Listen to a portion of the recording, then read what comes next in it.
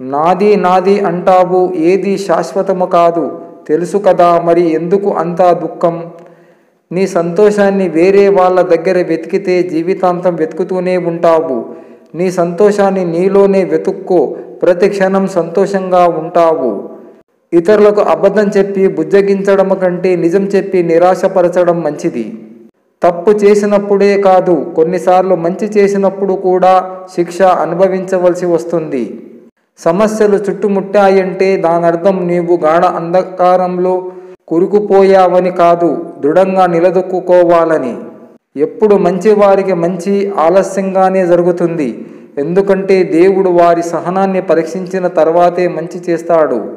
మన వ్యక్తిత్వం ఎంత మంచిదైనా ఒక్కోసారి ఓడిపోవలసి వస్తుంది. ఆ గొప్పతనం కరిగిపోయే కాలానిదో లేక మనం నమ్మే మనుషులదో తెలియదు.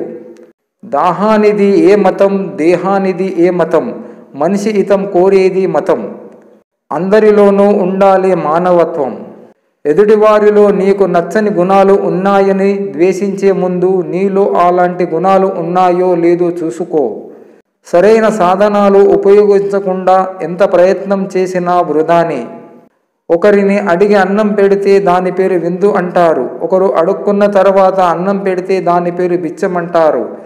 తెలిసిన వారికి పంచితే దాని పేరు ధర్మం అంటారు. తెలియని వారికి పంచితే దానం అంటారు. తన పిల్లలు జీవితంలో ఒక మంచి స్థానంలోకి వచ్చే వరకు ప్రేమను దాచుకొని విలన్లా నటించే రియల్ హీరో నాన్న.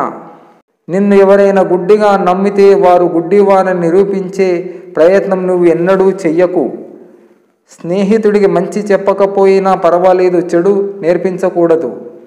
రక్త సంబంధీకులే పట్టించుకోవడం మానేసి మధ్యలో వదిలేస్తున్నారు. ఇక మధ్యలో వచ్చిన బంధాలు వదిలేయడంలో తప్పు ఏముంది? శరీర ఛాయను చూసి గర్వపడకు, చీకటిలో అందరి రంగు ఒకటే. నీ సంపాదన చూసి ఎగిసిపడకు, మృత్యు ఒడిలో అందరూ ఒకటే. మనిషన్నవాడు కష్టాలకు దూరంగా ఉండాలనుకుంటాడు. మనసున్నవాడు కష్టాల్లో ఉన్నవారికి దగ్గరగా ఉండాలనుకుంటాడు. నీ జీవితమే నీకు గురువు, ఎందుకంటే అది నీకు నిరంతరము పాఠాలు నేర్పుతూనే ఉంటాయి. మార్చలేని గతాన్ని గురించి ఆలోచించకుండా చేతిలో ఉన్న భవిష్యత్తుకై శ్రమించు. ఆవేశం మనిషిని అధముడిని చేస్తే ఆలోచన ఉత్తముడిని చేస్తుంది. నువ్వు నీ మనసు పూలవనం లాంటిది. అయితే నువ్వు వద్దు అనుకున్న గాలి సహాయంతో మరొకరికి చేరుతుంది. లక్ష్యం లేని జీవితం చుక్క నీరు లేని వాన లాంటిదే. ఏ లక్ష్యం లేని వాడు 100 తప్పులు చేస్తాడు. అందుకే జీవితంలో కొన్ని లక్ష్యాలను కలిగి ఉండటం ఎప్పుడు మంచిదే. తృప్తి కడుపు నింపదు. జీవితంలో ప్రతి ఒక్కరికి ఏదో ఒక లక్ష్యం ఉండాలి. అలా లేని మనుషులు సమాజానికి భారంగా తయారవుతారు. ఎప్పుడైనా మనసుకు దుఃఖం కలిగితే స్నానాలు మానేసి, అన్నం మానేసి, మాట్లాడడం మానేసి మూసి కట్టుకొని ఒక మూలన కూర్చుంటే దుఃఖం పోతుందా? పోదు కదా. మరి ఎందుకు అలా కూర్చోవాలి? హుషారుగా ఉండాలి. ఆ దుఃఖానికి కారణం ఏదో తెలుసుకోవాలి. పోయిన వాని గురించి బాధపడుతూ కూర్చుంటే ఉన్నవారు నిన్ను చూసి బాధపడుతూ ఉంటారు. ఏది మనది కానప్పుడు ఎందుకు అలా దుఃఖంలో కూర్చోవాలి?